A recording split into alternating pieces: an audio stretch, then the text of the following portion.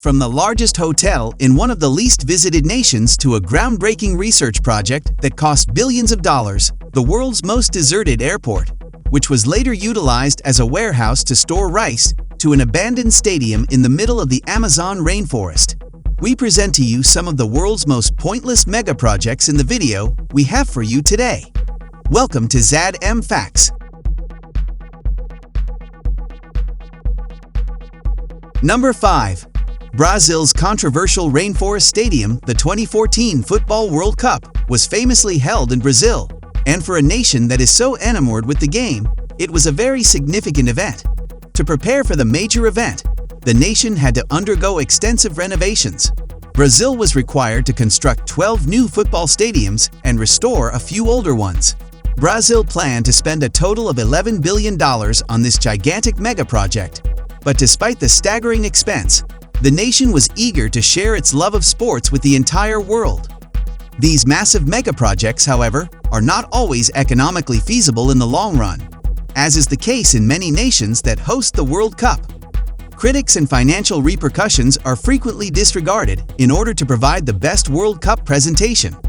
The entire endeavor didn't make any sense economically in many aspects. The Arena da Amazônia in Manaus, which took 4 years to complete and cost over $250 million, was the most notable. The actual construction was not a simple task. Despite being the 7th largest city in Brazil, Manaus is situated right in the heart of the Amazon rainforest. Moving big quantities of commodities presents challenging difficulties due to this remote location. Many of the building supplies used to construct the stadium were transported through the Amazon River from Portugal. The entire trip took 3 weeks, which increased the expense of the construction project. However, the issues with this massive project went far beyond. Only 4 World Cup games were held in this stadium, despite the time and money spent on its construction. Clearly, the money made from these few games was far less than what was spent. The stadium saw little use following the 4 World Cup contests. The 40,000-seat arena cannot consistently be filled by the local team's fan bases. In addition, many locals lack the financial means to purchase game tickets. The stadium's rent and maintenance expenses so outweigh the club's total revenue. The stadium was utilized once more for a few events, including the 2016 Olympic Games. It was only required for a short period of time, similar to the 2014 World Cup. Since then, it hasn't been utilized for many events, serving simply as a reminder of how many Manaus inhabitants' lives would have been changed had the funds to create it been available.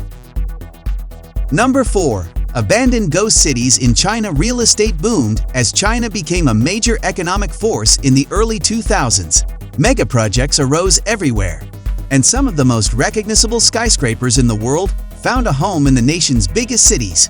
But not every one of these initiatives was a success.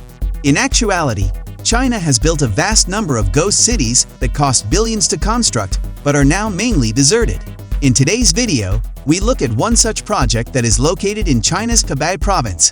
The 1,800-acre Qiangyuan International Project in Shijiazhuang has been labeled a city inside a city. The project was split into 2 halves and cost $3 billion to develop. A larger, upscale neighborhood with apartments and amusement parks, and a more compact commercial district with skyscrapers and shopping centers. Due to its close proximity to underground metro stations and a high-speed train stop, the project's location is particularly handy. Unlike some of the other projects we have discussed in this series, this area is not at all remote. How did this massive undertaking come to be abandoned in an area with so little population? There was a lot of enthusiasm when the initiative was first unveiled. 700 home units were swiftly sold. However, development unexpectedly came to an end in 2014 as a result of the local authorities looking into the real estate firm that was behind the project. By 2017, the primary developer had been convicted of the allegations of corruption and was behind bars. As a result, the value of the properties fell precipitously, and the corporation filed for bankruptcy. Due to the government's seizure of the project, hundreds of homeowners are currently unable to move in.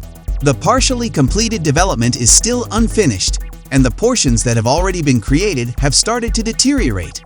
Strangely, the district streets may be heard rumbling with traffic, yet inside, it seems like a ghost town with only stray animals living there. The Xeonati International Project is now more of a tourism destination than a housing construction. Bloggers and YouTubers frequently go there because they are intrigued by the size of the abandoned property and want to share its history. It appears that this $3 billion mega project will only be viewed by intrepid travelers because there is no official sign that work will resume anytime soon. Number 3. The airport with the least people. Sri Lanka, an island nation, just put an end to a bloody civil war. Mahinda Rajapaksa, the successful president, began making preparations to boost the nation's economy right away. Colombo, the largest city in the nation at the time, was the only one having an international airport. All of that was about to alter though, as the president had plans for a second business hub in the 250-kilometer distance Hambantota region.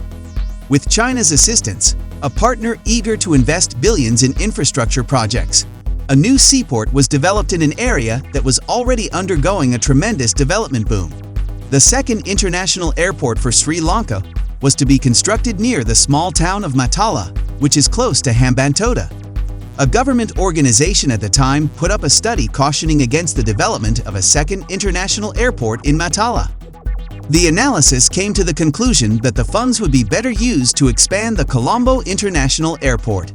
The government, however, disregarded the advice and still carried out the strategy. The airport's construction was finished in slightly over 3 years after it started in November 2009. In March 2013, it was formally inaugurated for flight operations and given the president's name. The project cost $210 million in total, of which 190 were loans from China. By every measure, the Matala Rajapaksa International Airport is a contemporary airport. It has an air traffic control tower that is 35 meters tall and has a capacity of up to 1 million passengers annually. Many tourists find it to be the perfect place due to its proximity to Sri Lanka's most well-known tourist destinations. Consequently, there was some hope when the airport first opened. However, the outcome was not what the government had anticipated. At first glance, the concept seemed acceptable, but there were constantly warning signs, the most crucial of which is its position.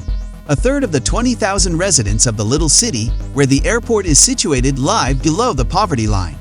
Therefore, there is no local demand for the airport. Despite being adjacent to numerous tourist attractions, it is less appealing to visitors due to a lack of efficient transportation. The airport handled 50,000 passengers and 3,000 flights in 2014.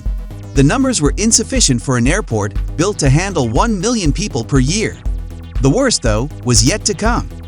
Airliners quickly stopped flying because of limited demand, and within a year, they were losing $18 million annually. Even Sri Lanka's national carrier ceased operations at the beginning of 2015 as a result of Rajapaksa's electoral setback. Wild animals nearby began to outnumber those using the airport because there was no demand and very little traffic. At one point, 300 soldiers were needed by the government to drive the wild animals out of the area. To cut losses, its enormous space was also utilized as a warehouse for storing rice. Matala Rajapaksa was garnering all the incorrect attention, and Forbes dubbed it the world's emptiest airport in 2016. Fly Dubai, the last airline remaining utilizing the airport, ceased operations in 2018, leaving it completely deserted. The project, according to its detractors, was never economically feasible and was only built because the last president was from Hambantota. After his seaport project also collapsed, the former president Mahinda Rajapaksa was accused of driving the nation deeper into China's financial trap. As demand for return flights increased during the COVID-19 outbreak, the airport briefly became active. With no clear plan in place, however, its long-term destiny is still questionable. Number 2. The world's most useless hotel, the tallest unoccupied structure in the world, sometimes referred to as North Korea's Tower of Doom, comes in second on the list. Not many tourists are welcomed in North Korea. The country isn't a prominent tourist destination because of the state's policy of secrecy and its restriction of any interaction between locals and tourists. This reticence to welcome visitors, though, wasn't always present. Because North Korea had plans to welcome thousands of foreign guests in the world's tallest hotel in the 1980s, fueled by its rivalry with South Korea. The United States had helped South Korea win the bid to host the 1988 Olympics. Additionally, the tallest hotel in the world has just been completed in Singapore by a state-owned South Korean company. North Korea acquired the opportunity to host the 1989 World Festival of Youth in order to not fall behind. A year later, construction on a distinctive pyramid-shaped hotel in the nation's capital, Pyongyang, began. The Rainforest Hotel, with a height of 330 meters, will eventually top the South Korean hotel to take the title of tallest hotel at the time. On the night before the event, North Korea intended to open the hotel. However, due to technical difficulties, the construction couldn't be finished in time. Funny enough, it hasn't been finished since then. The hotel's height was finally reached in 1992, but by then the Soviet Union, the project's funding source, had ceased to exist. The project came to a standstill when the financial assistance dwindled. The Rainforest Hotel was now just a hollowed-out concrete building without any windows or additional building beyond the outer walls. Prior to an Egyptian business taking over the project, construction remained suspended for the following 16 years. For $180 million, they added LEDs and a glass veneer to the buildings outside by 2012. The resumed efforts were unsuccessful due to North Korea's recent political issues, and the structure was once again abandoned. The Rainforest Hotel is expected to cost more than $2 billion to complete, which is equivalent to nearly 5% of North Korea's total GDP.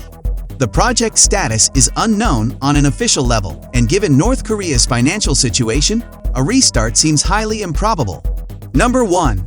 The biggest science failure in American history, one of the most significant physics megaprojects in history, is the first item on today's list.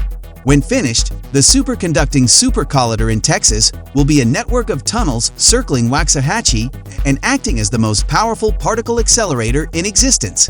Electric fields are used in particle accelerators to rapidly accelerate charged particles. They are employed for study and aid in the discovery of the universe's mysteries. Since the 1930s, particle accelerators have been used, and as of today, 30,000 of them have been constructed worldwide. All of them fall short of the energy output of the superconducting supercollider, which was intended to be constructed in Texas in the 1980s. The SSC project's design calculations started in 1983, and the Reagan government gave its approval in 1987. Due to the project's diverse applications and the expectation of scientific dominance, it received a lot of support in Texas. Although the project's ideas appeared good, the actual results were quite different. As it turned out, a project of this size encountered numerous problems that remained unresolved, forcing a reevaluation of the project as a whole. But what specifically occurred? The SSC's accumulated financial overrun over the years was the main obstacle, as it was with many other failed megaprojects. Initial estimates put the cost of finishing the entire project at $4.4 billion. The project size, however, rendered it impossible to stay within the budget allotted. The SSC's ring would entirely encircle the town of Waxahachie and have a radius of over 87 kilometers, making the tunnel of that length one of the world's longest. That required starting a significant civil engineering project that required the excavation of millions of tons of soil. Away from the building site, concerns about the project's viability were being voiced. Many politicians, as well as some scientists, argued that the funds could be used more effectively elsewhere. The proposal to launch the International Space Station was already in the works, and NASA needed all the funding they could get. By 1992, the project's estimated expenditures had already risen to $9 billion, and the case against it was becoming more compelling. The cost projections had increased to $11 billion just a year later, in 1993. By that point, the effort to dig a tunnel with a radius of up to 22 kilometers had already cost $2 billion. The superconducting supercollider was finally abandoned by the government as a result of mounting expenditures. The 22 kilometers of tunnels had been filled with water on purpose to preserve them because they were not in use. While the SSC was abandoned by the US, Europe continued to work on building a high-energy particle collider. The European Organization for Nuclear Research completed construction of the Large Hadron Collider in 2008. It is located in a 27-kilometer tunnel close to Geneva and was finished for only $5 billion. A chemical production company is presently using some of the SSC site in Waxahachie. The SSC was a monumental undertaking that would have influenced particle physics in the United States, but it ended up costing billions of dollars without producing anything since it was simply too ambitious at the time. What do you think of these mega project failures? Please share your opinions in the section below. Don't forget to push the bell notification and subscribe. We appreciate your time and we'll see you in the next video. Thanks for watching.